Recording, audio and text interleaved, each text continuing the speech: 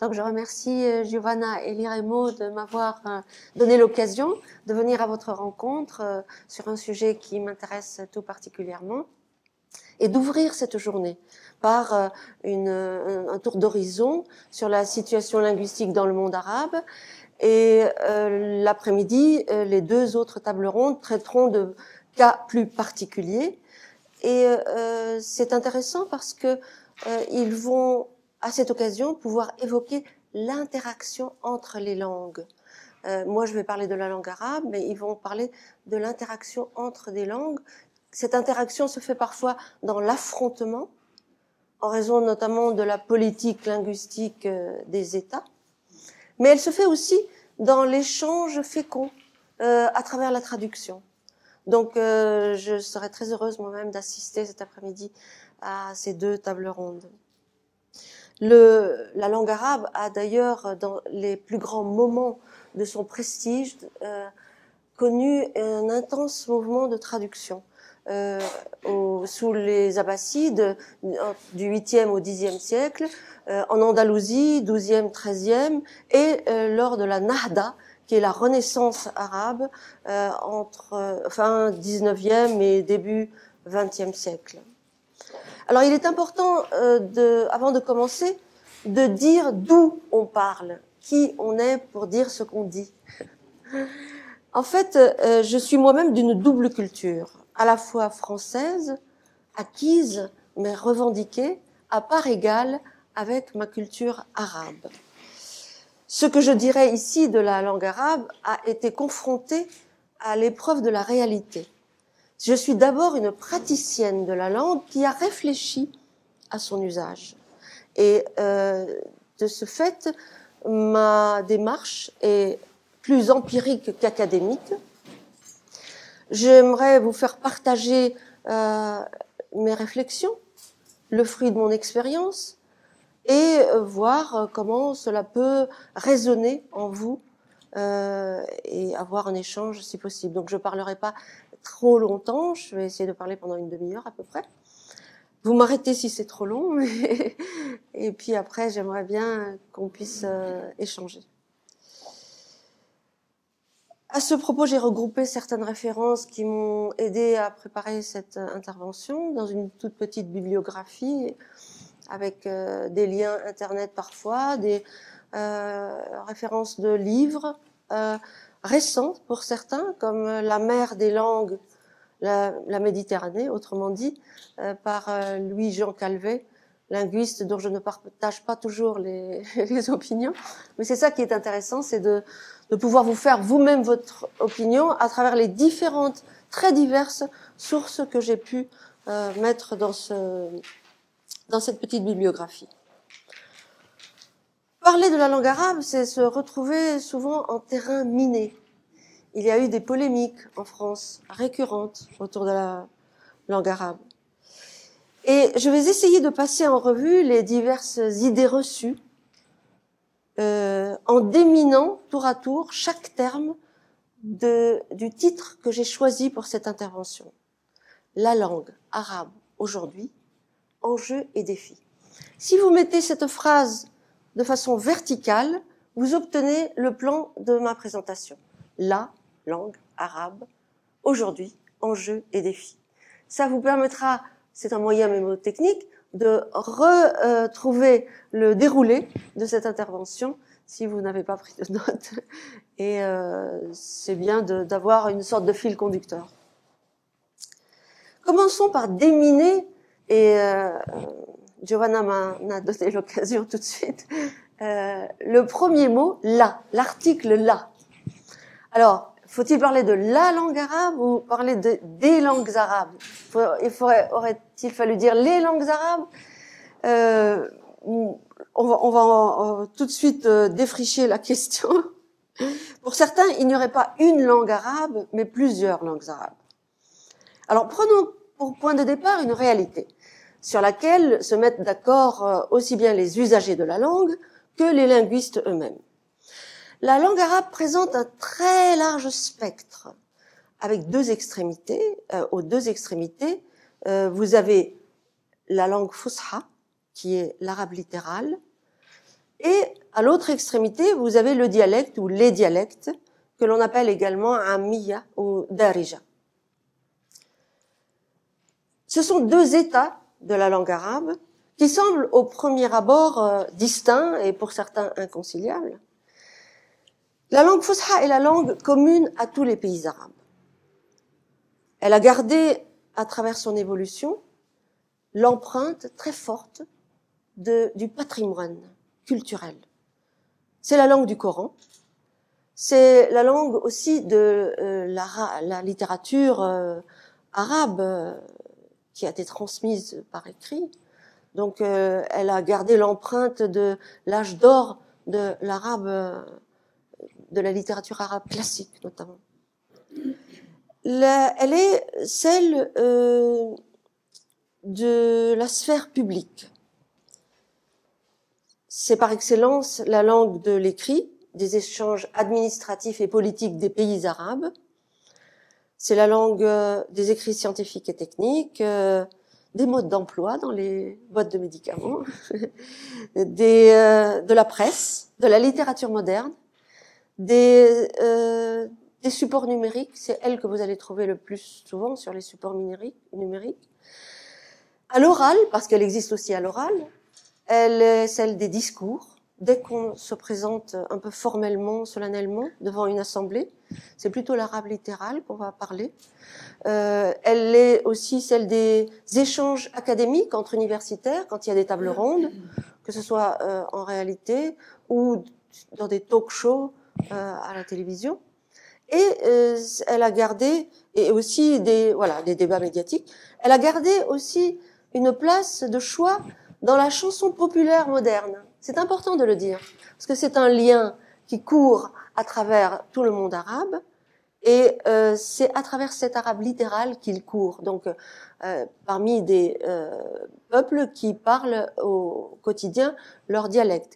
Mais c'est ce rapport très ancien, très émotif des peuples arabes à la poésie, qui a été la première expression littéraire de leur histoire, et qui était orale, même si elle a été transcrite après par écrit.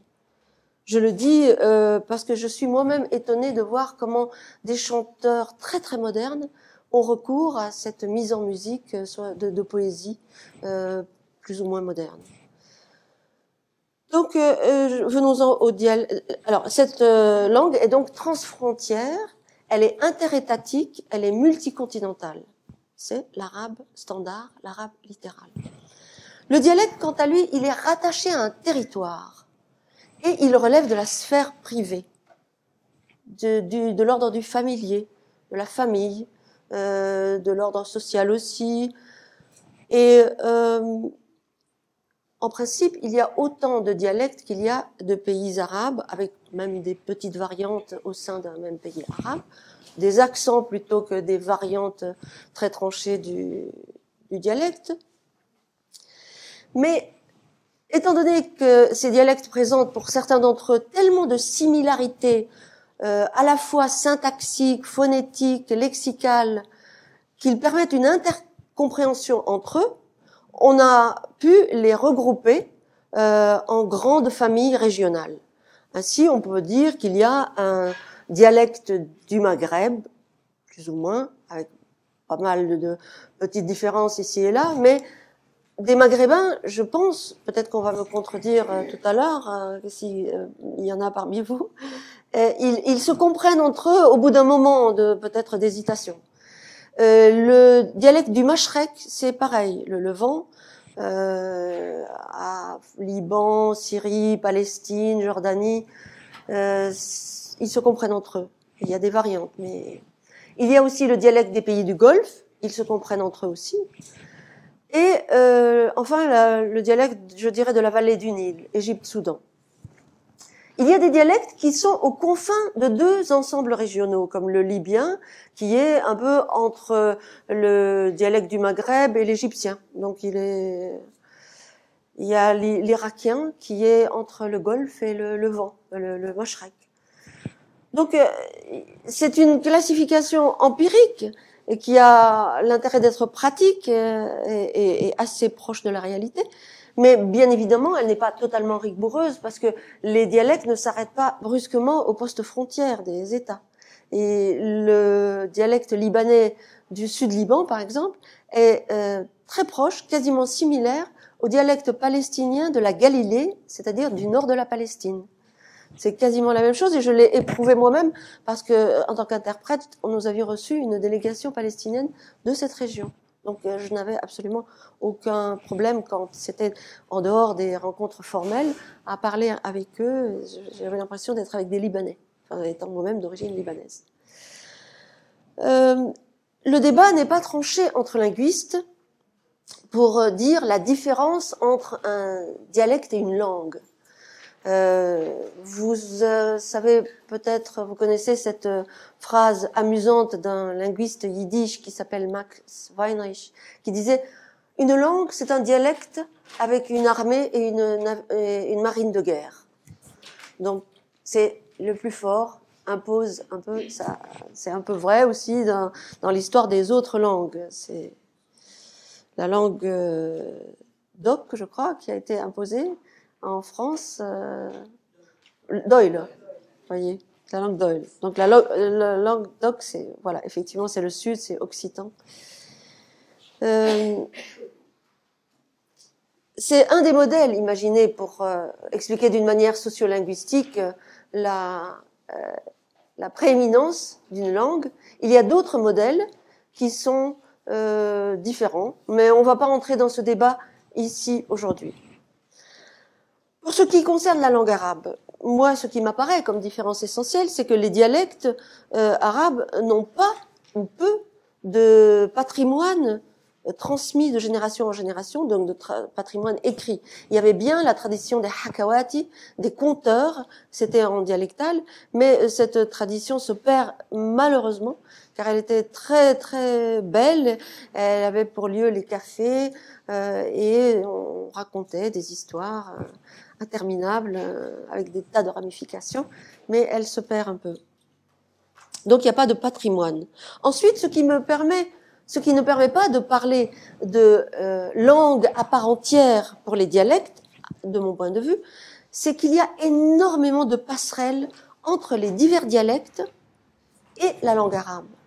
Donc ça, on le sent dans les proverbes, par exemple. Les proverbes sont quasiment identiques d'un dialecte à l'autre et par rapport à la langue fosha. C'est quasiment les mêmes proverbes avec des petites inflexions. Le lexique est quasiment... Bon, le lexique peut être différent, mais la syntaxe est souvent la même. D'ailleurs, même voilà, parler du quotidien, le dialecte a une structure, un moule qui est celui de la langue fosha. Je cite toujours cette phrase qui m'amuse beaucoup, qui est Karazut tombil la mou moursouat moursouat. Ça c'est de l'algérien. Et il y a sur 4 mots arabes dans cette phrase, il y a 3 mots français parce qu'il y a eu du français déformé dans le dialecte algérien. Mais par contre, la structure elle est totalement arabe. C'est l'automobile l'a écrasé, on l'a ramassé en petits morceaux. Mais il y a moursouat, c'est des morceaux. Tombil, c'est l'automobile, et karzou, c'est l'a écrasé. Et on voit le verbe au début de la phrase et après le sujet, etc. C'est assez amusant à observer. Donc moi je dirais qu'il y a plutôt des variétés, chère Giovanna, linguistiques de l'arabe standard que plutôt des langues arabes dans les pays arabes. Et moi, mon choix, c'est de m'intéresser à la langue arabe, donc à l'arabe standard, sans le moins du monde mépriser les dialectes. Au contraire, ça m'intéresse et j'ai le projet de faire une sorte d'encyclopédie de tous les proverbes avec des passerelles entre les proverbes et l'arabe classique, l'arabe fosha. Donc ça m'intéresse beaucoup, les dialectes. Mais la langue arabe, pour moi, elle est intéressante parce que c'est elle qui permet de transcender le temps et l'espace. Le temps par l'accès au patrimoine ancien et l'espace par les échanges internationaux, l'ouverture aux échanges internationaux. C'est la langue que j'ai maniée moi-même en tant qu'interprète de conférences dans les rencontres internationales, dans le système des Nations Unies, ou dans d'autres rencontres scientifiques, agricoles, de toutes sortes. Donc c'est cette langue standard moderne qu'on utilise. Et c'est celle que j'ai pratiquée aussi lorsque je représentais la France dans un pays arabe, à Dubaï d'abord en tant que consul général, à Koweït ensuite en tant qu'ambassadrice. Et c'est celle que j'ai aussi beaucoup pratiquée à l'Institut du monde arabe, où j'ai été responsable du centre de langue. Et aujourd'hui, je m'occupe toujours c'est le fil rouge de mon parcours, de la langue arabe, puisque je m'occupe des pages arabes de la revue en ligne Orient 21. Donc, c'est la langue qu'on apprend à l'école, que l'on enseigne également aux étrangers. Elle offre un tronc commun qui rend plus aisé l'acquisition des autres dialectes, parce qu'il y a ces passerelles, comme je vous l'ai dit. Alors, on en arrive à interroger le mot langue, justement. Mais qu'est-ce qu'il y a dans langue qui nous permet de dire qu'il y a une langue, pas plusieurs, etc. Et qu'est-ce que charrie ce terme? Qu'est-ce qu'il recouvre exactement? Bon, il y a une définition première, selon laquelle c'est un outil de communication. Mais on a tendance à oublier que c'est d'abord un outil de communication, la langue, quelle qu'elle soit. Et ça devient vite autre chose. Et force est de constater que c'est souvent vu d'abord comme un marqueur identitaire. Et c'est normal parce que la langue est le réceptacle d'une culture, c'est l'expression d'une culture. Georges Corme disait « La langue arabe est le réservoir de la culture collective », donc de ce patrimoine collectif. Et préserver sa langue maternelle est une question presque de survie pour les minorités culturelles, on peut les comprendre. La minorité berbère au Maghreb, dans les pays du Maghreb, la minorité kurde, même s'il y a plusieurs variétés de kurdes, j'imagine que ça peut être aussi le cas pour le berbère, je ne le connais pas assez. La question, vous verrez cet après-midi. Et pour l'arménien, les communautés arméniennes au Liban et en Syrie. Donc c'est quelque chose de très fort. C'est un peu leur expression politique, je dirais. C'est bien quand c'est normal, c'est bien de le savoir. En même temps, si on ne voit que ça, ça devient vite aberrant et ça suscite la polémique. Et c'est le sens de cette polémique récurrente qu'on voit en France autour de la langue arabe, et qui a des relents idéologiques et des visées électoralistes. Malheureusement, c'est toujours aux approches des élections que ça ressurgit, comme par hasard. Les polémiques autour de la langue sont souvent idéologiques et servent des intérêts politiques, il faut le savoir. Qu'il s'agisse d'une puissance coloniale qui veut mieux asseoir son pouvoir économique et politique et tente de contrôler une langue maternelle au plus près, voire d'une manière coercitive de la chasser en dehors de la sphère publique. En feuilletant le livre de Yacine Temlali que vous aurez cet après-midi, j'ai appris à ma grande surprise que en 1935, le Conseil d'État avait pris un arrêt déclarant en Algérie la langue arabe langue étrangère. C'est quand même assez ébouriffant, si je puis me permettre, quand on le regarde de ce point de vue.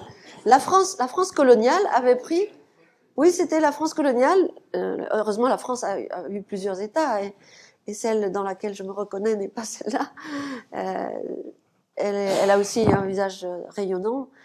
Mais la France coloniale avait, du temps de la France coloniale, il y avait eu cet arrêt du Conseil d'État qui déclarait dans un pays dont c'est la langue maternelle malgré tout, la langue du patrimoine, la langue étrangère. Donc, ou qu'il s'agisse aussi d'un régime de la rive sud, d'un régime algérien, pour ne pas le citer, qui, par légitimité, par souci de légitimité, parce que l'autre souci c'était, enfin, le prétexte, c'est la mission civilisatrice. Le prétexte côté sud, c'est l'émancipation. Et donc, il y a une politique d'arabisation à outrance qui est éradicatrice de la diversité culturelle et qui est contre-productive pour les classes populaires au profit de l'élite. Parce que l'élite, elle peut toujours apprendre toutes les langues, mais si on assigne à une population une seule langue, on l'assigne à la fermeture.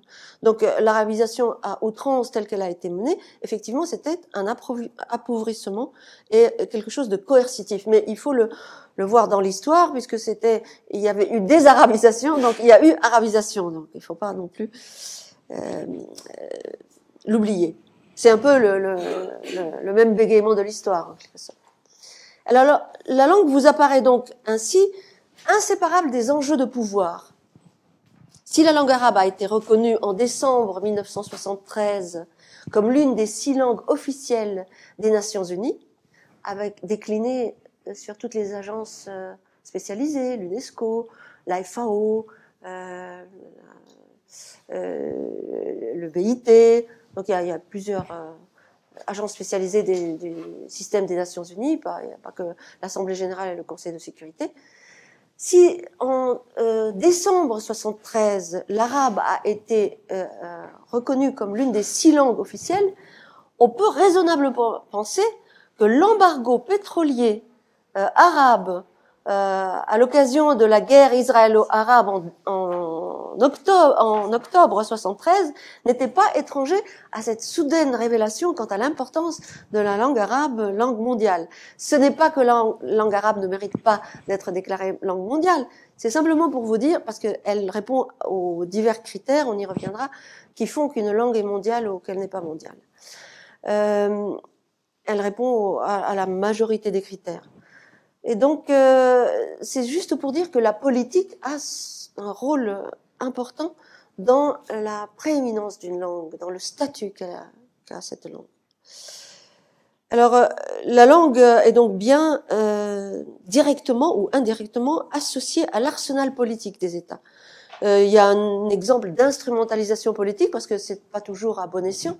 C'est après les élections de 1999, qui donnait un 3e mandat au président Ben Ali de Tunisie, le président déchu. La presse internationale avait critiqué la paranoïa sécuritaire du président Ben Ali et également le score à la soviétique, parce que c'était 99,4% des suffrages. Donc le président Ben Ali s'en était ému et il a attribué la responsabilité de cette campagne au gouvernement français. Et il a décidé de l'entrée en vigueur d'une loi sur l'arabisation qui avait été prise 6 ans auparavant et qui bannissait le français de la sphère publique. Alors on voit qu'il y a des retours un peu de polémique en Tunisie. Je ne sais pas si vous avez suivi récemment, il y a le maire de Tunis ou la mairie, la municipalité de Tunis, qui a voulu remettre l'obligation de la langue arabe dans les enseignes commerciales. Et ça a fait toute une levée de boucliers, comment on s'attaque à la francophonie. On n'a pas interdit de mettre aussi le nom des magasins en français, sauf que il semblait naturel que dans un pays arabe, on veuille aussi mettre le nom du magasin en arabe. Enfin bon, je vous ai mis le lien d'un article du Monde pour retrouver c'est un article assez bien rédigé, assez neutre sur cette question. Donc c'est pour dire qu'il y a une instrumentalisation, parfois à bon escient, parfois à mauvais escient. Enfin, instrumentalisation, c'est souvent à mauvais escient. La langue devient aussi, dans les pays anciennement colonisés, un marqueur social. Les bourgeoisies locales sont souvent très fascinées par la langue dominante, la langue de l'ancienne puissance dominante, et dédaignent la langue arabe qu'elles estiment archaïque, qu'elles pensent d'un rang inférieur, je ne sais pas pourquoi, et se piquent ostensiblement, en tout cas c'était le cas au Liban, de parler le français, même à leurs petits-enfants, et même quand ils ne maîtrisent pas bien le français. Donc je suppose que c'est aussi la même chose dans le Maghreb, dans les pays du Maghreb, et c'est l'anglais dans les pays du Moyen-Orient. Et c'est, avec le recul du français, aujourd'hui de plus en plus l'anglais partout. L'anglais américain parce que c'est la puissance mondiale. Donc c'est attaché à cette notion de marqueur social, parce on affirme sa supériorité sur les classes défavorisées qui n'ont pas pu suivre des cours dans une école privée. C'est là où l'enseignement en langue étrangère est le plus solide. Et dans les écoles publiques, c'est plus flageolant, on va dire. Enfin, la langue est un atout économique pour les puissances dominantes. La langue fait partie de ce que l'on appelle le soft power. Et la francophonie a recours légitimement à cet atout culturel pour faciliter les échanges et donc les échanges économiques aussi. Voilà, c'est de bonne guerre, on va dire. Pour en revenir à la qualification de la langue arabe, comment peut-on dire, est-ce que c'est une langue officielle, une langue maternelle, une langue étrangère? Tout d'abord, pour les 22 pays de la Ligue des États arabes, c'est la première langue officielle. Pour 2 États africains, c'est la deuxième langue officielle, c'est l'Érythrée et le Tchad. Pour Israël, c'était encore, il y a pas si longtemps, une seconde langue officielle, jusqu'à l'adoption le 8 août 2018 de la loi sur l'État-nation. Vous savez, cette loi qui dit que seul le peuple juif a droit à l'autodétermination, etc. Et donc qui met le peuple juif au devant et a rétrogradé la langue, le statut officiel de la langue arabe, à un simple statut spécial. Donc ce n'est plus une langue officielle en Israël, même s'il y a une très très forte minorité qui est en expansion. Alors c'est aussi la langue officielle des Nations Unies, je l'ai dit, pour l'organisation, pour certaines grandes organisations internationales ou régionales aussi. L'Union africaine, c'est l'une des langues officielles. L'organisation de la conférence islamique aussi, qui est multicontinentale. Alors, le caractère officiel ne signifie pas pour autant un usage systématique. Alors, dans pas mal de pays, héritage de la période coloniale, la langue dominante est encore utilisée même pour les échanges administratifs. Pour aller chez le notaire aussi, pour les avocats, à la télévision, il y a ce qu'on appelle le code switching qui fait qu'on passe de langue du français tout d'un coup à l'arabe et inversement. En Tunisie, ça m'a frappé dans certains talk-shows où l'arabe est quand même prédominant, mais il y a de temps en temps comme ça des éruptions de la langue autrefois dominante. Quant à savoir si la langue arabe est une langue maternelle, alors là c'est le sujet qui fâche. Nombreux sont ceux qui disent que non, ce n'est pas une langue maternelle. J'ai même le souvenir d'une enseignante de langue arabe.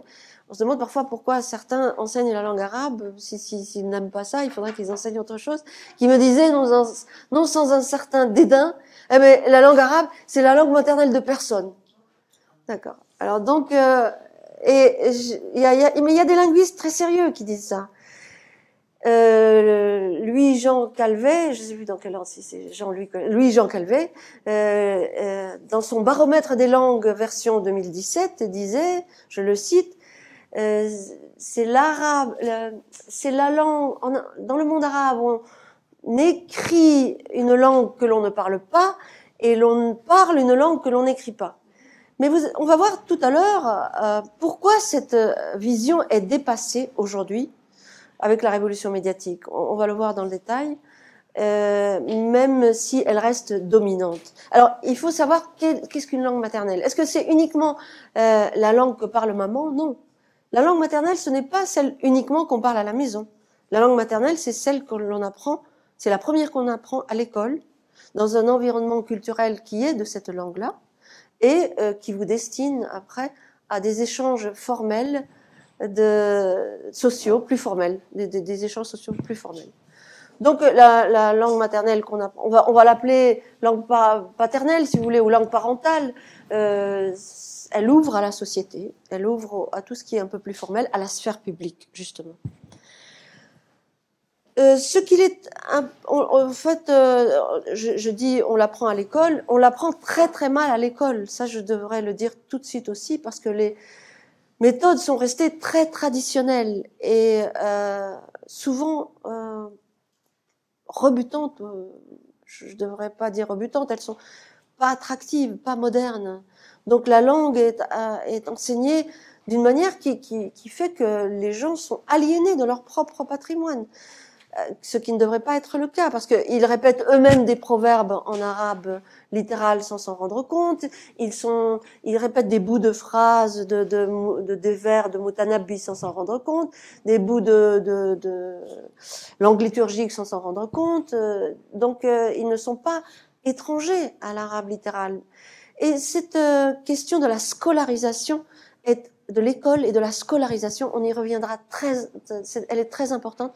Retenez simplement le lien organique entre école et arabe standard moderne, parce qu'il est la clé des enjeux et des défis. Alors venons-en au qualificatif arabe. Alors j'ai deux affirmations importantes à cet égard. D'abord, arabe ne veut pas dire équivalent de musulman. Et arabe, ici, je ne l'utilise pas dans son sens ethnique. C'est-à-dire qu'on peut avoir été exposé à la langue arabe et en avoir fait sa langue quasi maternelle, sans être ethniquement arabe. Pour peu qu'on dise que c'est sa langue première, on va dire langue première, on est arabisé ou arabisant. Moi, j'ai d'excellents arabisants ici qui pourraient faire pâlir d'envie certains arabes ethniques. C'est moi-même la langue française. J'ai la prétention de considérer que c'est ma langue maternelle, alors que je n'ai pas de maman française. Et c'est la langue première qu'on adopte, qu'on revendique. Et c'est la langue qui est classée chez les interprètes comme première langue, celle qu'on utilise couramment, avec fluidité, où on ne cherche pas ses mots, où on a étudié la littérature, où on a été en phase, en résonance. C'est quelque chose qui n'a rien à voir avec l'ethnie. Pour autant qu'on puisse identifier les ethnies. Mais bon, ça c'est un autre débat. Le cercle musulman et le cercle arabe se recoupent, bien sûr. Ils se recoupent, mais ils se recoupent en certains endroits, mais ils ne se confondent pas. Il y a 1,6 milliard de musulmans dans le monde. Il y a 450 millions d'arabes. Donc, moins du tiers des musulmans sont arabes. Et tous les arabes ne sont pas forcément musulmans. Donc, parmi les arabes, il y avait des chrétiens, il y a encore beaucoup de chrétiens. Il y a même, ça a l'air bizarre de le dire aujourd'hui, mais il y avait des juifs. Les juifs qui ont toujours vécu dans un pays arabe. Si eux ne se revendiquent pas, il y en a qui se revendiquent comme juifs arabes. C'est-à-dire que leur langue est l'arabe. Ils se reconnaissent dans un patrimoine. C'est nouveau cette histoire d'opposer deux catégories qui, en principe, n'ont pas le même sens. Une catégorie religieuse, juif, et une catégorie ethnique ou linguistique qui est arabe. Donc, ce sont des catégories qu'il faut bien faire attention lorsqu'on les manipule. En tout cas, moi, ici, quand je dis arabe, je ne dis pas ethniquement arabe. Donc, pour la langue arabe, d'un point de vue historique, bien sûr, l'islam est né en Arabie. Et il est né en langue arabe. C'est même l'un des versets où on dit nous l'avons révélé en langue arabe. Inna anzalnahu Qur'anan arabiyyan. Mais il a débordé le cadre de la péninsule et le cadre de la région et de la religion. Et sous les empires successifs arabo-musulmans, il a intégré beaucoup d'ethnies et de religions. Et sous l'Empire abbasside, c'était une lingua franca qui était le vecteur de transmission des savoirs scientifiques et l'outil de débat philosophique où des savants d'ethnies différentes s'exprimaient dans cette langue. Donc,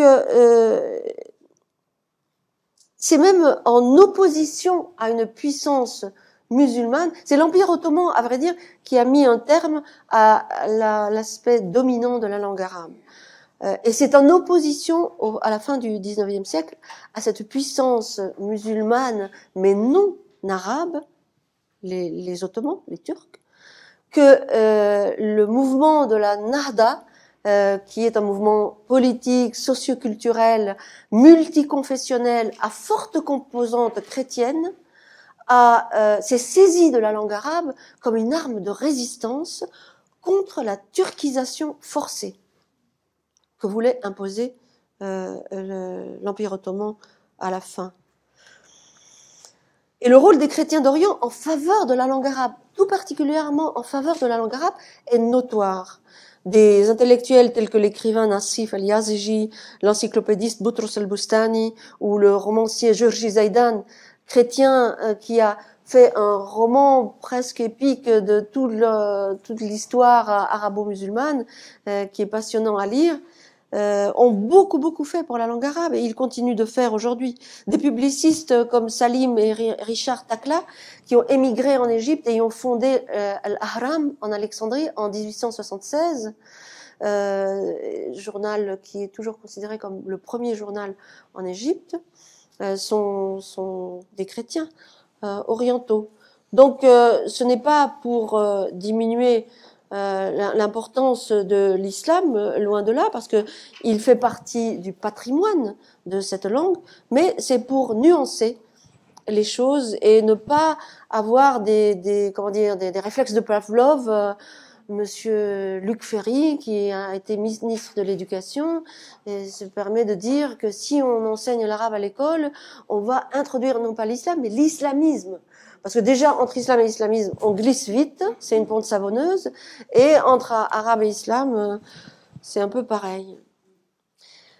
Il faut dire que je vous renvoie pour cette période fascinante de l'Empire abbasside au livre de Dimitri Gutaz, Pensée grecque, culture arabe, aux éditions Aubier, qui figure dans votre petite bibliographie, qui est absolument fascinant.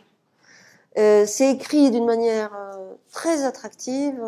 Vous pouvez également lire un petit livre qui est sous forme de questions-réponses, et c'est très amusant à lire, qui est l'histoire de la science arabe par Ahmed Djebar, qui est un ministre, un mathématicien, historien des mathématiques, qui a été ministre de l'enseignement supérieur en Algérie.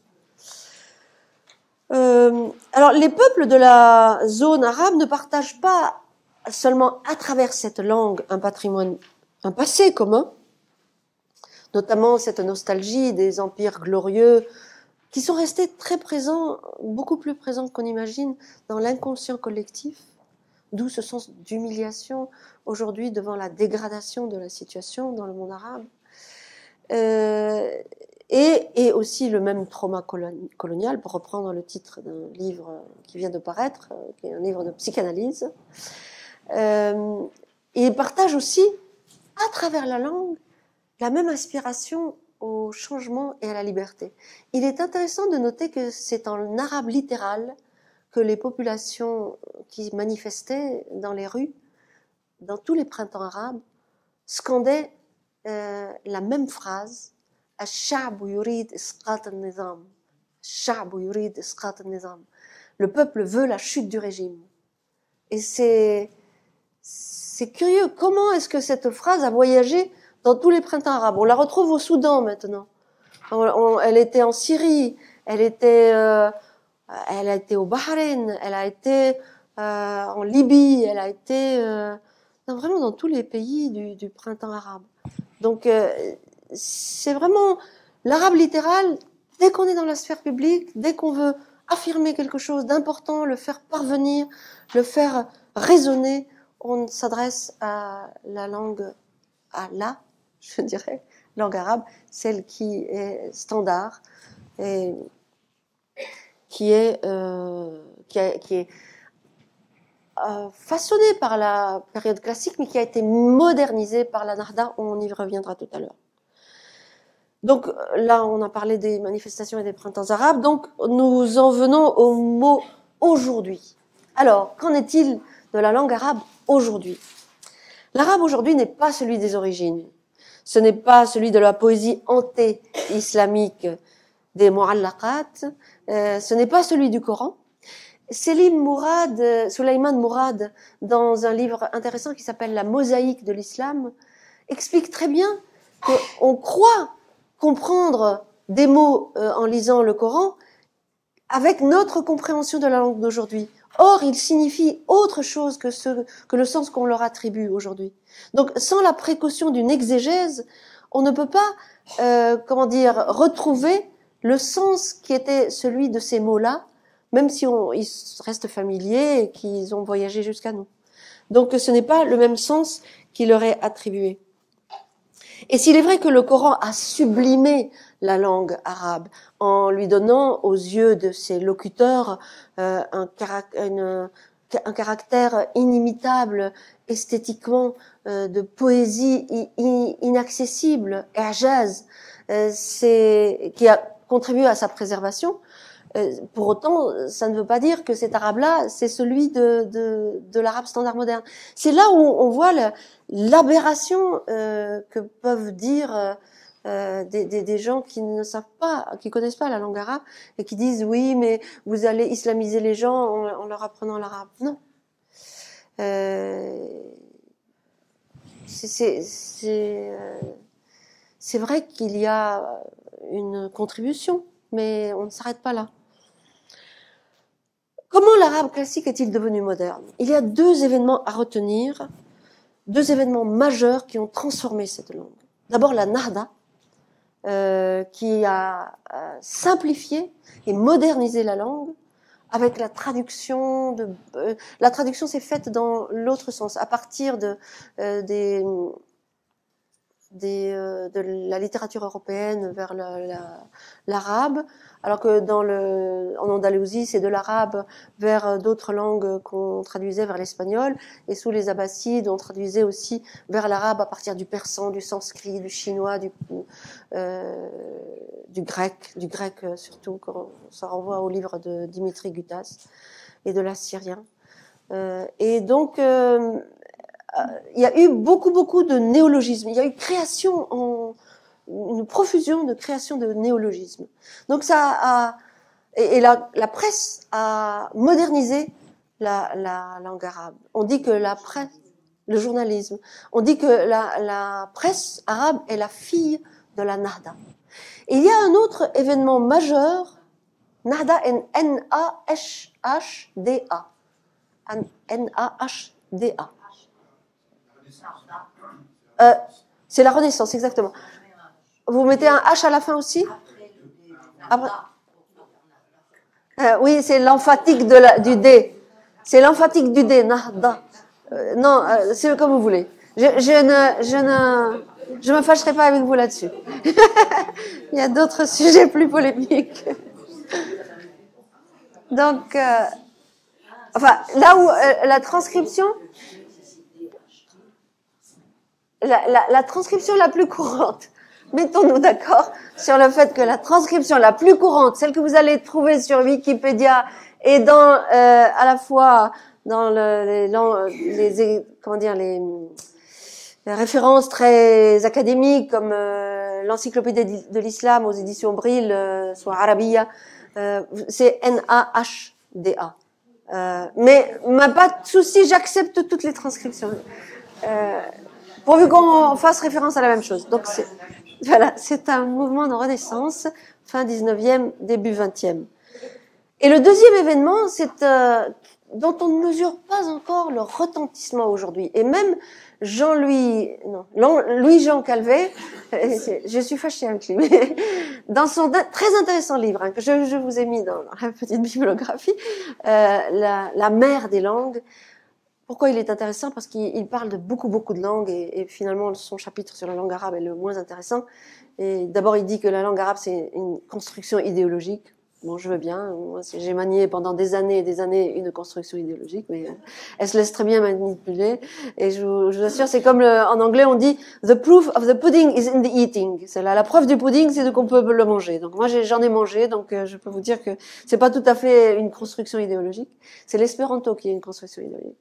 Et il dit justement dans ce livre, qui est très intéressant parce qu'il parle de beaucoup de langues et qu'il est quand même très savant sur l'histoire des langues.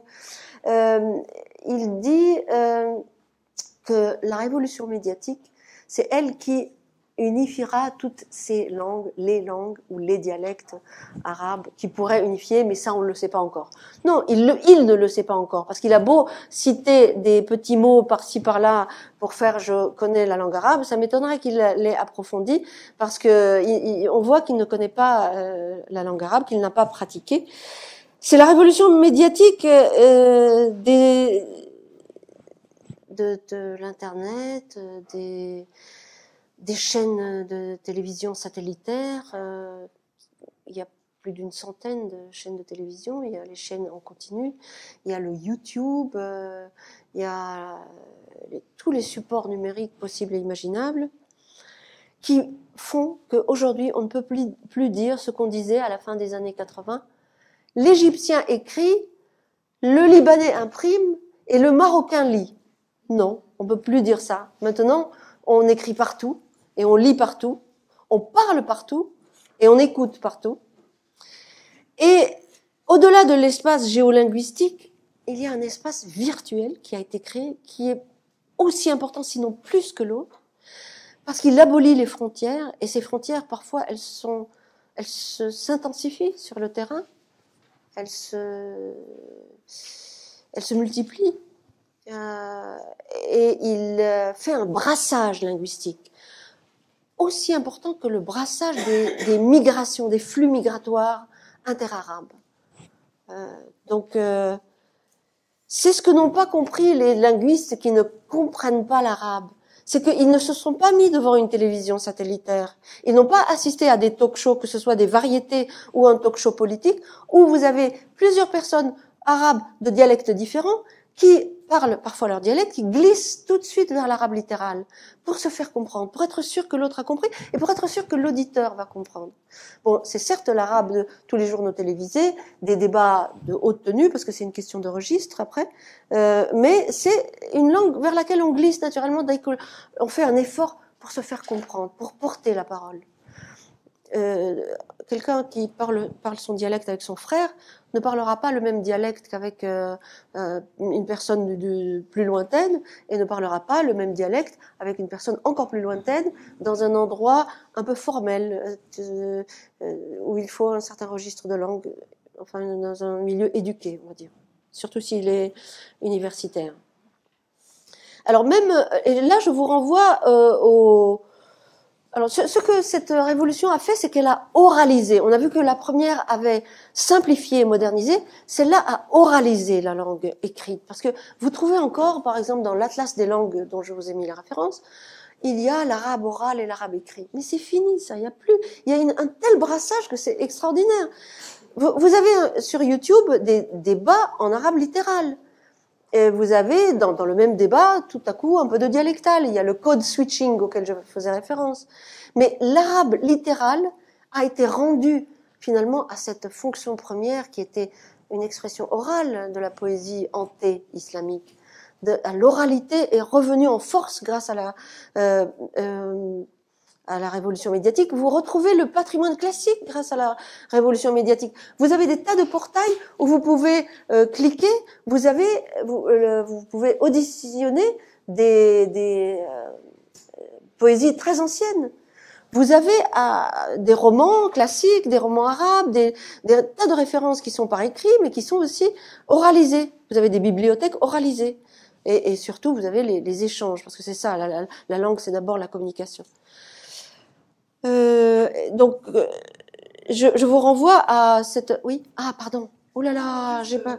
Donc, je vais accélérer. Il nous reste les enjeux et les défis, et ce serait dommage. C'est vrai. Voilà. Bon, ils s'ennuient pas, ils n'ont pas l'air de s'ennuyer, donc ça va. D'accord. Bon. D'accord. Ils sont très appliqués, hein, vraiment. Merci. Alors, je vous renvoie au livre de Yves González Quijano, Les Arabes parlent aux Arabes.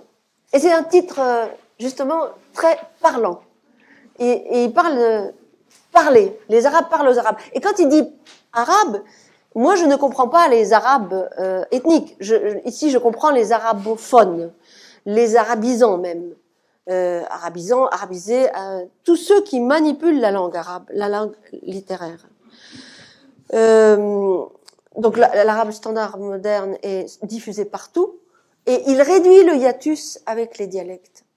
Il réduit le hiatus d'ailleurs entre les dialectes parce que à force de voir des feuilletons en maghrébin, en dialecte du Golfe, pour peu qu'on s'intéresse un peu à la réalité show, je sais pas, à Star Academy, juste comment dire, sociologiquement, c'est intéressant de voir que il y a un brassage linguistique. Donc il y a un arabe médian, même les linguistes arabisants, donc les linguistes ou arabophones qui connaissent la langue arabe, déjà avant cette révolution médiatique, parlaient non plus de diglossie ou de pluriglossie ou de triglossie.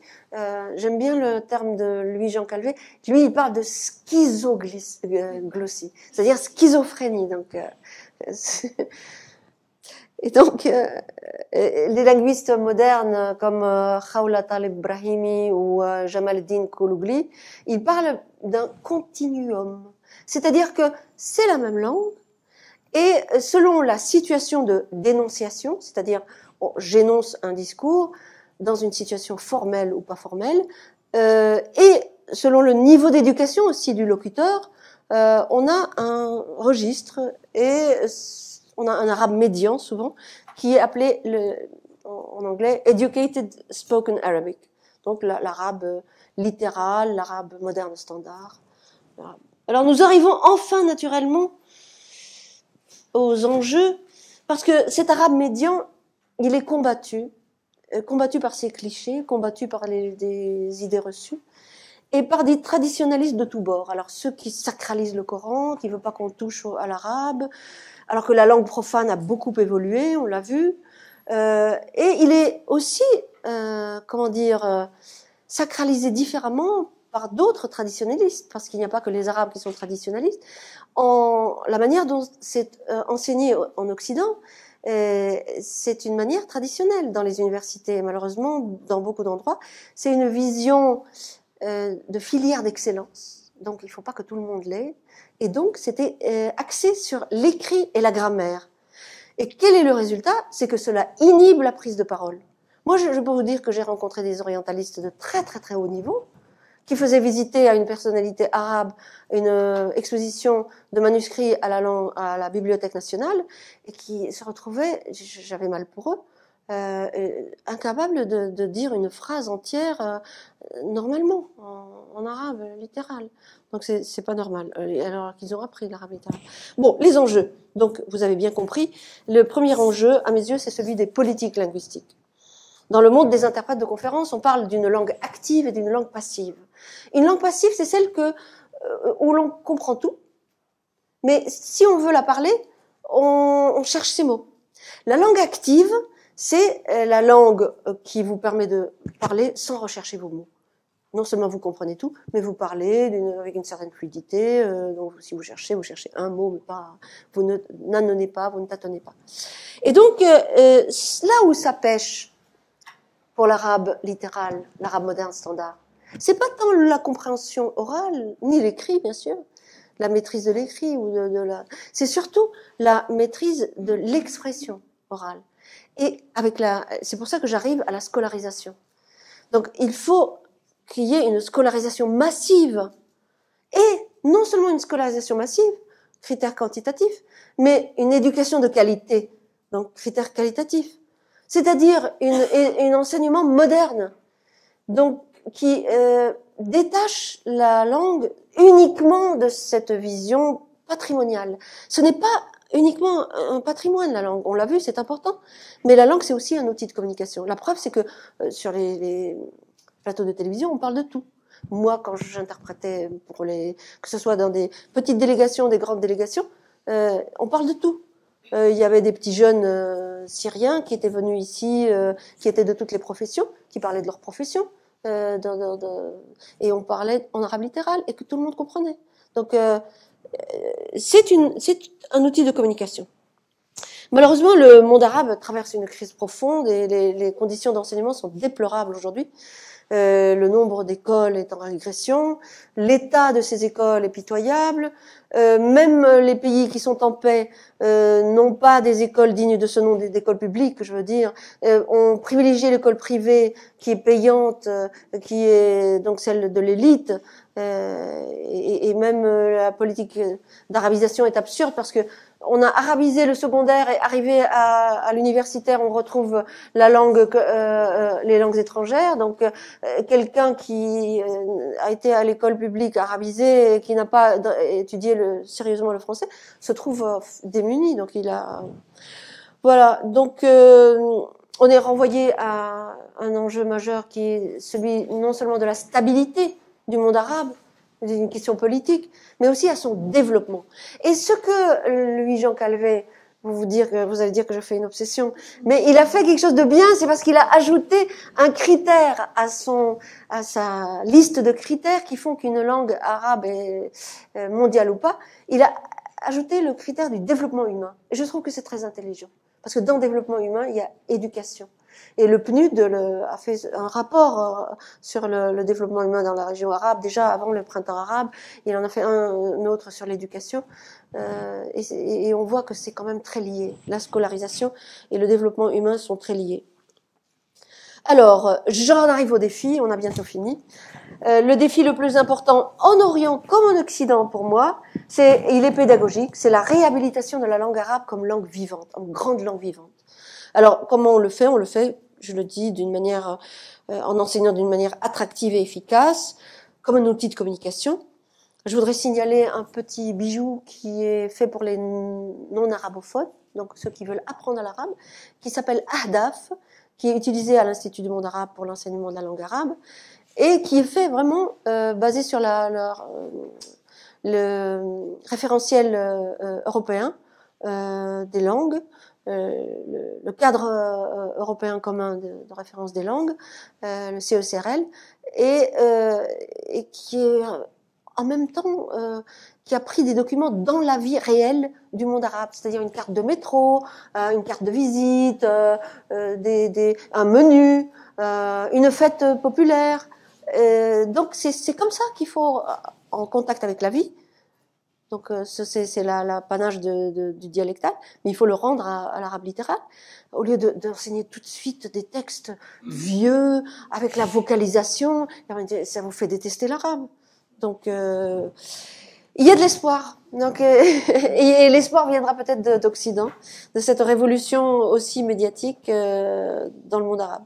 Et une certification au niveau international de la langue arabe serait aussi un moyen non seulement de valoriser la langue arabe, mais de la modéliser, de structurer son enseignement, puisqu'on la base sur un référentiel commun à toutes les langues, parce que le cadre européen de référence, le cadre commun de référence pour les langues, il traite de toutes les langues, pas les langues européennes seulement. Il y a le chinois, il y a donc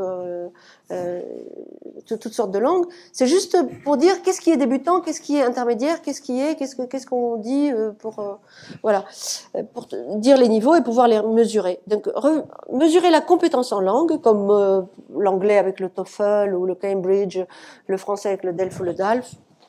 Ça, c'est important. Et c'est un projet auquel s'est attelé l'Institut du monde arabe avec le Centre international d'études pédagogiques, le CIEP. Et le défi, c'est de réussir cette grande aventure parce que c'est très lourd en termes, très coûteux en termes logistiques et humains. Il faut des correcteurs, il faut des rédacteurs d'items, d'exercices, il faut des centres de passation dans divers endroits. On a fait la première épreuve pilote qui s'est très bien passée et ça va venir de manière exponentielle, l'intérêt. Alors, un autre défi majeur, et je termine, c'est celui de dégager aujourd'hui, enfin, la langue arabe de cette guerre absurde des langues. La langue arabe, elle n'est opposée à aucune autre langue. Il ne faut pas dire « Ah oui, j'apprends l'arabe, donc j'apprends pas autre chose ». Non, nous sommes dans un monde multilingue et c'est ça qui fait sa richesse. C'est le monolinguisme qu'il faut combattre. C'est ça le danger. C'est délétère. Et je suis heureuse que les deux tables rondes de cet après-midi puissent évoquer l'interaction, même si elle est conflictuelle, parfois, entre les langues, parce que c'est ça qui permet le dialogue et qui permet de préserver ce qui est universel entre tous. Voilà, je vous remercie infiniment de votre attention. Bravo. Bravo à vous. Vraiment, je suis admirative de votre intérêt. C'est rarissime. Et donc, voilà, si vous avez des questions. Alors, on va prendre, madame, juste monsieur, parce qu'il a été impatient de poser sa question, et tout de suite après, on va vous prendre. Pardon, vous m'entendez? Non, c'était juste une précision. Vous avez parlé des Palestiniens d'Israël. Et oui. Moi, je pensais du coup aux personnes qui ont quitté les pays maghrébins. Oui. C'est des gens plus anciens oui. Et qui parlent l'arabe, j'imagine. Alors, ils parlent leur dialecte. Et ce qui est intéressant, c'est qu'il y a un intérêt chez eux, parce qu'ils ont été coupés de l'arabe littéral, surtout les jeunes, je suis toujours très étonnée, pour renouer avec cette langue qui permet justement un accès au patrimoine et un accès aux autres arabophones. Et un accès aussi à l'étranger qui parle arabe. Donc, ils parlent leur dialecte, je pense. Dans toute situation de la vie courante, on parle le dialecte, c'est normal. C'est-à-dire, ça fait un peu bizarre de parler... par exemple, quand j'interprétais pour le président Moubarak, pour tout ce qui était presse et tout ce qui était échange public, c'était l'arabe littéral. Mais dès que c'était le déjeuner à l'Élysée, on était en petit format. Et les Égyptiens surtout, ils ont une sorte de préférence pour leur dialecte, mais qui est phénoménale. Et alors, je parlais donc dialectal comme dans les films égyptiens. Donc j'étais obligée, et donc je potassais l'égyptien chez moi pour avoir tout sur le bout des doigts. Donc non, c'est un peu artificiel de parler, mais ce n'est pas artificiel sur un plateau de télé, par contre. Et dès qu'on est dans un cadre un peu formel, avec des échanges interuniversitaires, on va parler littéral, facilement. Oui, vous n'avez pas évoqué aussi dans l'arabe littéraire, il y a selon les pays, il y a des lettres, des consonnes, surtout qu'on ne prononce pas de la même façon. Ah oui, c'est possible. Par exemple à l'Égypte. Oui, le ga. Voilà, le ga. Le ja ou ga. Et ga, mais ouais. Voilà, il y a des différences, mais assez minimes de phonèmes. Oui. Qu'est-ce qui permet de reconnaître malgré tout? Il y a une répétition d'un seul phonème qui est toujours le même. Alors moi, j'ai eu un problème au Soudan, enfin avec une délégation soudanaise, parce que il prononce le qa, il prononce ra, au lieu de... Alors il y a deux termes, dont l'un dit istiqlal, qui est l'indépendance, et l'autre istirlal, c'est l'exploitation. Alors j'ai eu un moment effaré où je me dis comment est-ce qu'il peut dire ça, et dans un arbitrage d'interprètes, parce que seuls les interprètes sont assez schizophrènes pour le coup, pour rechercher, et j'ai évité le bug de justesse, parce que si j'avais parlé fièrement de exploitation, ça n'allait pas du tout. Mais ça, si vous voulez, c'est une sorte d'accent. Ça n'entache pas la compréhension. Moi, j'ai une vision très pragmatique. Tout ce qui n'entache pas la compréhension est accessoire et superfétatoire. Je reste dans cette vision d'une communication. Et quand je vais en Égypte et que je leur parle leur dialecte, ah mais qu'est-ce que vous êtes forte en arabe. Donc pour eux, l'égyptien c'est l'arabe. Mais il faut dire qu'un arabe sur 4 est égyptien. Bientôt un arabe sur 3 sera égyptien, donc à la vitesse où ça va. Et l'égyptien, il faut dire aussi qu'il est très imprégné de patrimoine. Peut-être parce que il y a une relation à la religion qui est familiale, familière, pas forcément intégriste, mais bon, elle peut l'être aussi, mais... J'avais une question. Ils ont beaucoup exporté avec leur cinéma et leur... Ah oui, alors il y a une sorte d'impérialisme culturel égyptien bien ressenti par les Arabes. Comment? De moins en moins, bravo. Bravo, exactement. Ça, c'était pendant les années 60, 70, 80. Mais maintenant, avec cette révolution, c'est intéressant que je fasse un lapsus avec révélation. Cette révolution, mais ça va à une allure incroyable. Moi, je peux regarder un feuilleton algérien ou un feuilleton tunisien ou un feuilleton maghrébin et je suis surprise de comprendre. mais parce qu'il y a la situation, parce qu'il y a les gestes, parce qu'il y a quand même des morceaux, des morceaux. Et donc, qu'est-ce que je voulais dire?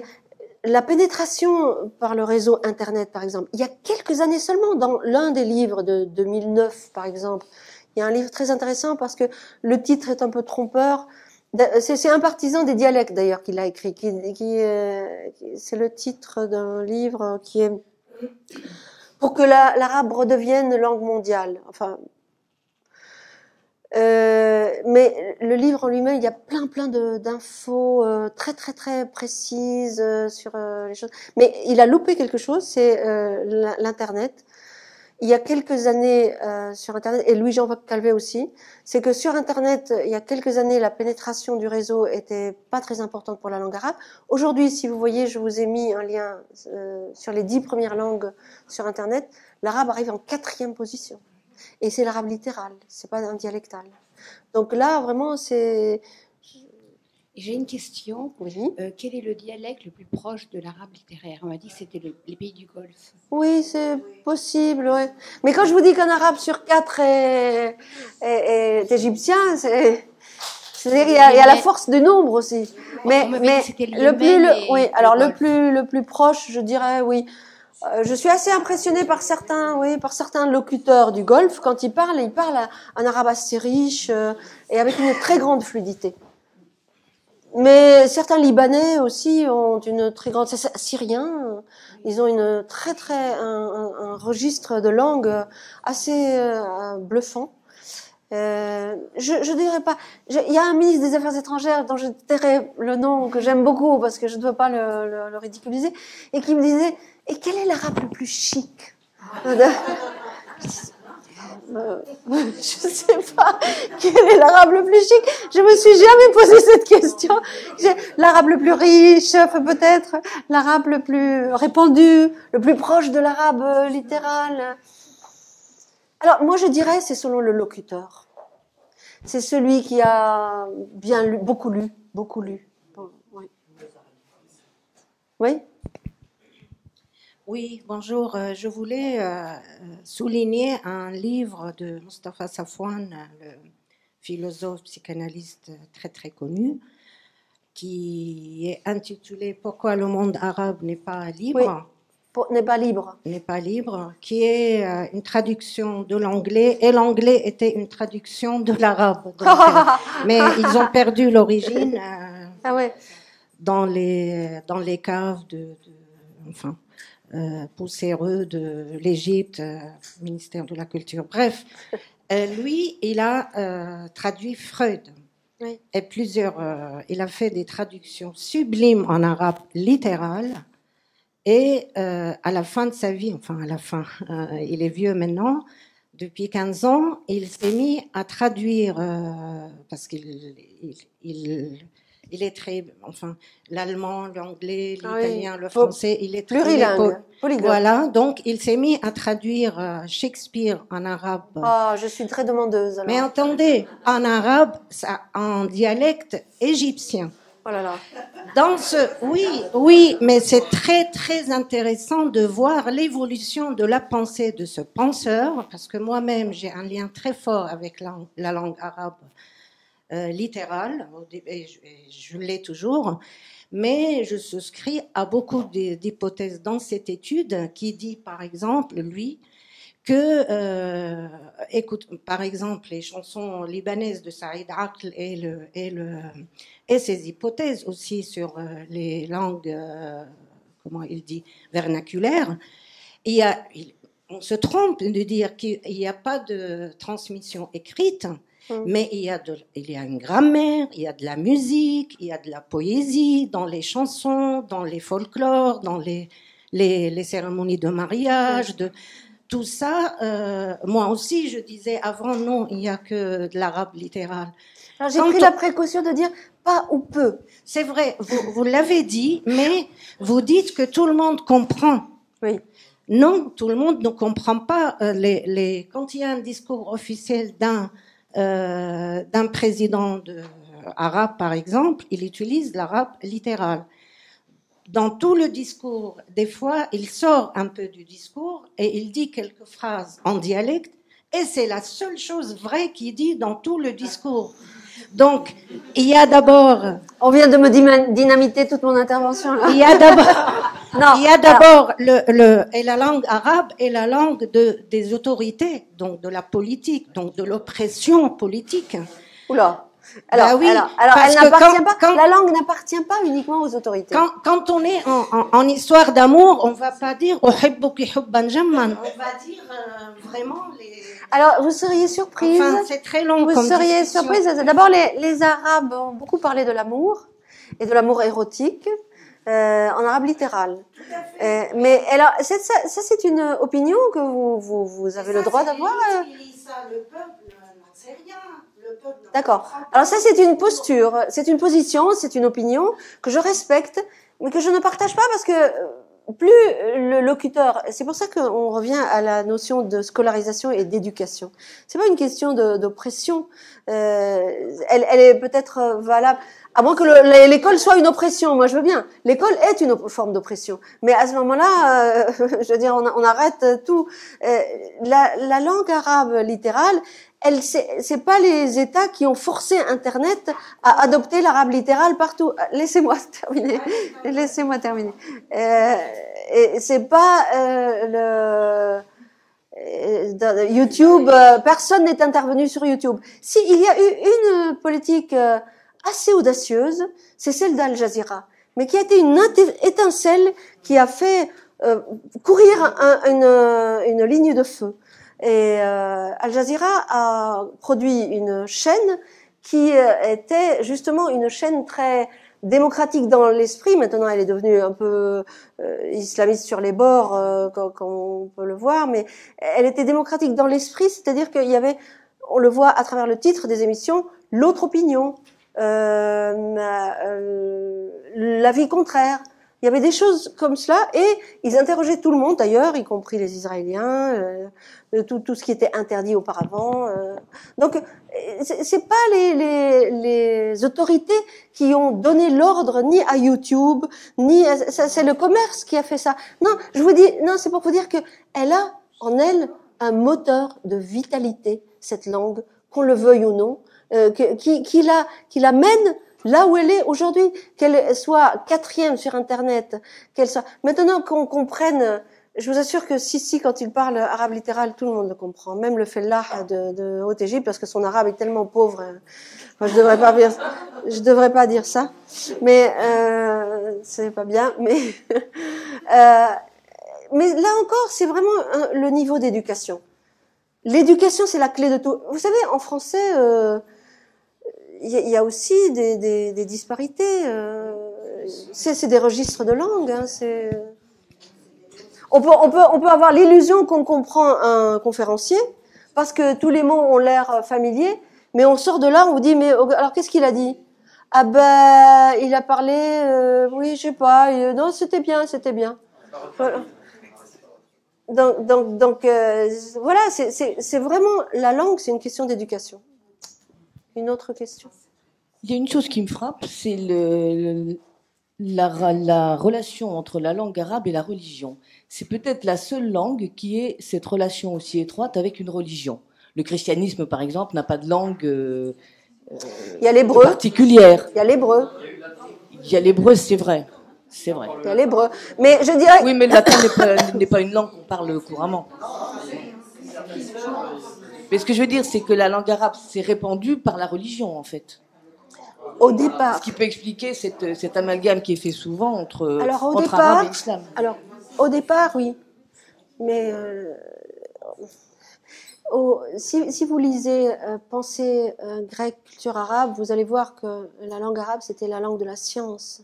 Malheureusement, on a pris un retard énorme. Et l'un des critères pour que ce soit une langue mondiale, c'est la production du savoir aussi. Et malheureusement, c'est pour ça que j'en reviens toujours à l'école, à l'éducation. C'est vraiment la clé de tout. L'arabe peut tout dire. Et j'avais une amie à l'Institut du monde arabe qui a justement écrit un livre qui est une forme d'anthologie de tous les écrits érotiques arabes, qui s'appelle La preuve du miel ou La preuve par le miel. Voilà. Donc Salwa Noaimi. Et donc on peut tout dire en arabe et on peut dire l'amour. Il y a 90 noms de l'amour en arabe, beaucoup plus que dans aucune autre langue. Maintenant, moi je préfère avoir un intellectuel comme amoureux, je vous dirais. Je vais pas avoir quelqu'un qui saura pas dire. Vous allez lui dire que vous l'aimiez comment? Ouais, je vais lui dire Habibi, et Habibi c'est littéral et c'est dialectal. Voilà. Donc on va pas se fâcher. Mais ça, vous savez, c'est des écoles, hein. C'est des écoles de pensée. On est dialectologue, dialectophile, ou on est littéralophile. Moi, je suis une littéralophile. Oui, je l'ai dit, on transcende. Moi, j'ai ma langue dialectale, mais je reconnais qu'elle n'a pas le patrimoine qu'a la langue arabe. Et voilà. Ça, quand même, ça fait une différence, même si je ne rejette pas du tout mon dialecte. Qu'il soit arabe ou berbère, puisque moi je suis berbère en l'occurrence, mais bon. Alors, vous seriez étonnés, tous les professeurs d'arabe à l'Institut du monde arabe, c'est quasiment des berbères. Enfin, donc il y a un palestinien, il y a un syrien, mais il y a beaucoup de. Donc, mais ça veut dire qu'on peut maîtriser la langue, que ça devienne une langue une ou langue seconde. Mais oui, moi je crois pas trop aux ethnies. Allez savoir ce qu'il y a dans notre sang. C'est très mélangé. Hein. Je peux vous assurer, il y a eu des brassages, il y a eu les croisades, il y a eu il y a des tas de flux migratoires. Moi, je suis pas trop pour. D'ailleurs, la langue arabe, langue et race, on ne les assimile plus déjà depuis longtemps. C'est le 19e siècle qui les assimile. Et langue arabe et race, c'est encore moins, je dirais. Oui. Il y a une question. Oui. Oui. Moi, en fait, je partirais de la remarque sur le lien entre la langue arabe et la religion. Est-ce que la langue arabe a été le vecteur de la propagation de l'islam? Mais je dis, quand on observe l'espace dans lequel l'islam s'est propagé, en réalité, l'islam ne s'est accompagné de la langue arabe que dans des pays qui avaient une langue proche de l'arabe.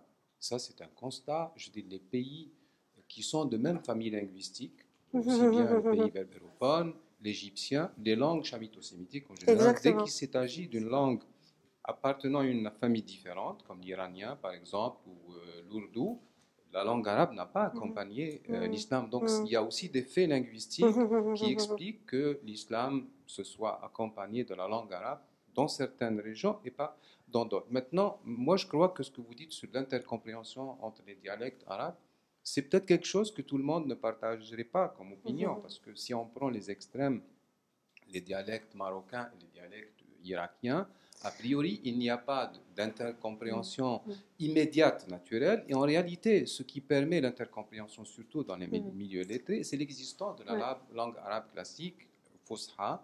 C'est cette langue qui fait le lien, qui crée des langues, ce que vous appelez des langues médianes, mais en fait, les langues médianes ne peuvent pas être décrites. Elles n'ont pas de dictionnaire fixe, elles n'ont pas de syntaxe fixe, ce sont des langues qui s'élaborent au fur et à mesure de l'échange. Et en fait, elles sont changeantes. Il n'y a pas quelque chose qui s'appelle la langue arabe médiane. J'ai une dernière remarque sur la question de la modernisation de l'arabe. En réalité, est-ce que la modernisation ne viendrait pas aussi par l'apport des dialectes? Parce que si on considère que les dialectes partagent avec la langue Fosha, ou du moins un lexique important, est-ce que justement cette modernisation ne passerait pas par l'établissement de plus de passerelles avec le dialecte, et ce qui est possible, parce que bon, dans la variété des dialectes arabes, il y en a quelques-uns qui sont devenus des langues officielles. Enfin, il y en a un qui est devenu une langue officielle et qu'on a tendance à oublier, c'est le maltais. Le maltais est un dialecte maghrébin. Est un dialecte maghrébin qui est tout à fait, pour moi, compréhensible. En tout cas, quand je le lis écrit, il est parfaitement compréhensible pour moi, même s'il a été, disons, influencé par l'italien et l'anglais. Donc voilà, c'est une preuve qu'une langue dialectale peut devenir langue de l'Union européenne, EDA, mais ce n'est pas forcément l'exemple à suivre de façon littérale, mais je dis c'est quand même la preuve que le dialectal peut apporter quelque chose au rapprochement de cette langue faussera des usages réels des gens. Tout à fait. Je me suis mal exprimée sans doute pour l'intercompréhensibilité. Ce n'est pas entre les deux pointes extrêmes du monde arabe qu'il y a intercompréhension. Il y a intercompréhension au sein d'une même famille régionale. Au sein du dialecte du Maghreb, il me semble qu'un Tunisien pourra quand même s'entendre avec un Algérien et qu'un Algérien pourra s'entendre avec un Marocain. Ça, c'est moins sûr. Non, oui, pour d'autres raisons. Pour d'autres raisons. Mais j'ai d'autres réponses. C'était juste une boutade. Tout à fait. Non, mais c'est bienvenu. Les boutades sont bienvenues. Et encore une fois, loin de moi l'idée de mépriser le dialecte. Le dialecte, quand je parle du brassage linguistique, c'est bien de cela que je parle. C'est bien de l'introduction de mots, de termes dans le langage, l'arabe littéral moderne. Et vous dites que cette langue, elle est floue, cet arabe médian est flou. Mais justement, en linguistique, c'est une qualité d'être flou. Ça veut dire, non, attendez, laissez-moi terminer pour que je dise aux gens pourquoi c'est une qualité. Parce que c'est qu'il y a une tension nécessaire entre le besoin de continuité et le besoin de renouvellement et d'adaptation à la modernité. Quand je dis que l'arabe égyptien est c'est pour ça qu'ils sont très très orgueilleux, les Égyptiens. Ça m'étonne pas que votre Safouane veuille tout faire en dialecte égyptien, le psychanalyste égyptien. Non, il a mis 30 ans. Oui, d'accord. Ouais, d'accord. J'ai juste terminé sur l'arabe médian. Donc, pour la certification en langue arabe, parce que j'ai contribué au lancement de ce projet, quand on fabrique les items, pour la correction, lorsqu'il y a un terme dialectal assez courant, dont l'occurrence est assez répétée, assez fréquente, pour qu'elle soit comprise par tous, on l'admet. C'est-à-dire que cet arabe standard moderne, on l'a voulu comme ça, vraiment moderne. Et cette certification, quand je dis qu'elle va modéliser, structurer l'enseignement, c'est exactement à ça que je pense. Donc, des intrus ou des imports ou des intrants, ils sont les bienvenus.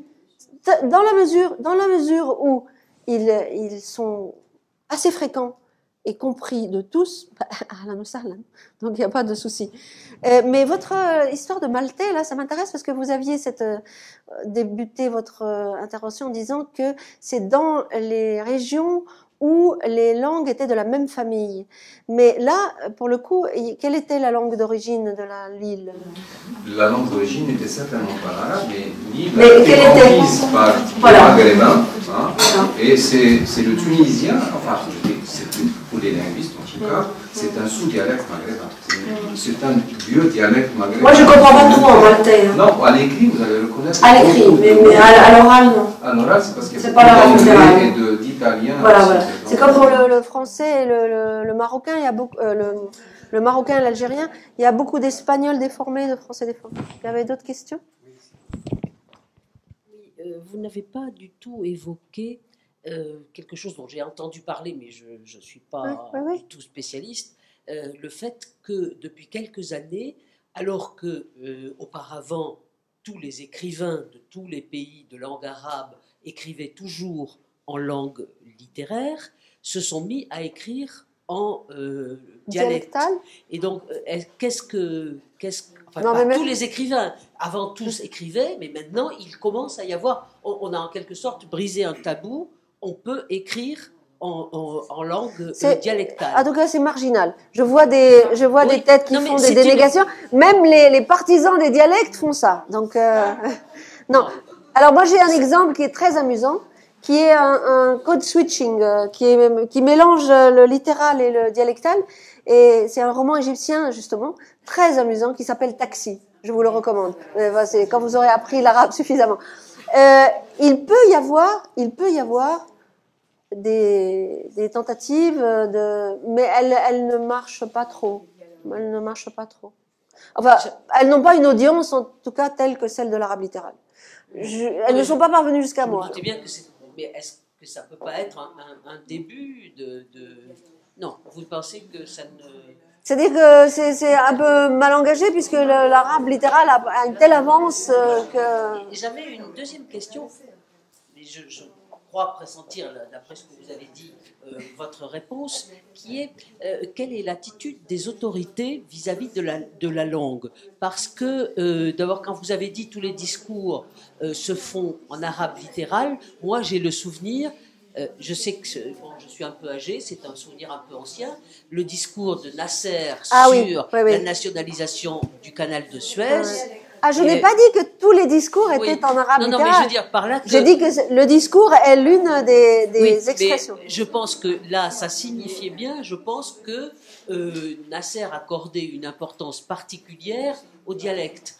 Et est-ce qu'il n'y a pas une tentation dans les autorités un peu de segmenter, parce que vous l'avez fort bien dit au début, les autorités ont tendance à vouloir contrôler la langue, unifier la langue sur le pays et si possible utiliser ça aussi comme frontière vis-à-vis des autres pays. Donc quelle est l'attitude des autorités vis-à-vis du fonctionnement de la langue? Alors, à part l'instrumentalisation politique qui est épisodique, je dirais que fort malheureusement, il n'y a même pas de réflexion sur une politique linguistique. Non, donc c'est une absence de posture, de position, il n'y a pas, malheureusement, ça va avec le reste. Qu'est-ce que vous voulez que je vous dise? Je ne veux pas me fâcher avec tous les pays arabes. Non mais, merci à vous, merci beaucoup.